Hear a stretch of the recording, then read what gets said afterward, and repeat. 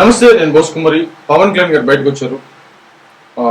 ఉద్యమికి సంబంధించినటువంటి సమావేశాన్ని అయితే ఏర్పాటు చేశారు. ఒక రకంగా చెప్పాలంటే ఆయన పెట్టినటువంటి మీటింగ్లో అనేకమైనటువంటి అంశాలు ప్రస్తావించి అంటే ఒక రకంగా చెప్పిన అన్ని వివరించేటువంటి ప్రయత్నం చేశాడు. దాంట్లో ప్రధానంగా ఉన్నటువంటి సింగిల్ పాయింట్ చెప్పాలనుకుంటే పార్టీకి సంబంధించినటువంటి బలోపేతానికి తొలి అడుగు పడింది అని చెప్పడానికే ఆ మీటింగ్ నిదర్శనంగా తీసుకొచ్చి అనేది నా అభిప్రాయం. అంతే, అట్లాగే కనుకుంటారు.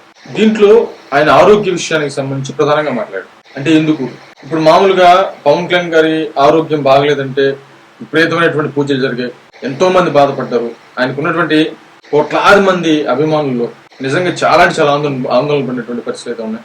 ఎప్పటికప్పుడు అప్డేట్స్ ఇస్తూ ఆయనకి ఏం ప్రాబ్లం వచ్చింది, ఎలాంటి టైంలో అది వచ్చింది అనేటువంటి విధంగా ఎప్పటికప్పుడు అప్డేట్స్ న్యూస్ వెళ్తున్నా కూడా ఆందోళన చెందారు. ఆయన త్వరగా కోలుకోవాలని చెప్పేసి కోరుకున్నటువంటి వ్యక్తులు కోట్ల మంది ఉన్నారు.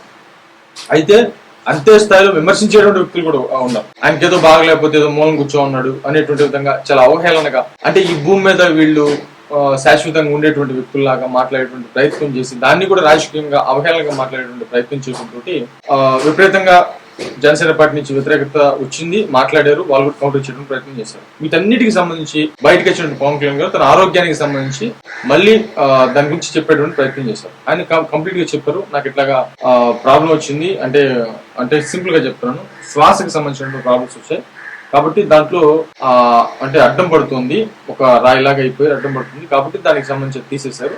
ప్లస్ అది కూడా కాకుండా భుజాలకు సంబంధించి కూడా గ్యాప్లు, నొప్పులు వచ్చాయి. ఎందుకు ఇలా వచ్చింది అంటే నాకు తెలిసి నేను చేసింది ఏంటంటే, అంటే నా అభిమానులు ఇలాగ చేతులు లాగేయటం, వీటి వల్ల అది కూడా భుజాలకు సంబంధించిన ప్రాబ్లం కూడా వచ్చింది. అందరూ సింగిల్ ప్రాబ్లం ఉంటున్నారు కానీ భుజాలకు సంబంధించిన ప్రాబ్లం వచ్చింది. అంటే దీన్ని బట్టి ఏంటంటే ఆరోగ్యంగా బాగా నలిగిపోయాడు. ఇది మాత్రం క్లియర్ గా అర్థమవుతున్నటువంటి విషయం. బట్ దీంట్లో మనం అర్థం చేసుకోవాల్సినటువంటి విషయం ఏంటంటే, జన సైనికులు కానీ లేకపోతే మిగతా వాళ్ళు అర్థం చేసుకోవాల్సిన విషయం ఏంటంటే, మనిషి అన్నాక రోగాలు వస్తాయి, జబ్బులు వస్తాయి.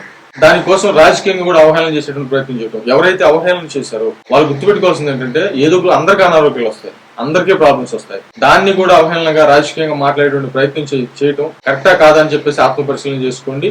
రెండోది ఏంటంటే, పవన్ కళ్యాణ్ గారు ఇంతకు ముందు అంటే ఈ 10 సంవత్సరాల్లో మానసికంగానే కాదు, అంటే అవతల ప్రత్యర్థులు ఆయన పర్సనల్ జీవితాన్ని గురించి కావచ్చు, లేకపోతే ఇంట్లో వాళ్ళ గురించి, ఇంట్లో ఆడవాళ్ళ గురించి కావచ్చు, ప్లస్ ఆర్థికంగా, రాజకీయంగా, జన సైనికుల పరంగా అందరినీ కూడా ఎంత దారుణంగా ఇబ్బంది పెట్టారు, ఎన్ని కష్టాలు పెట్టారు.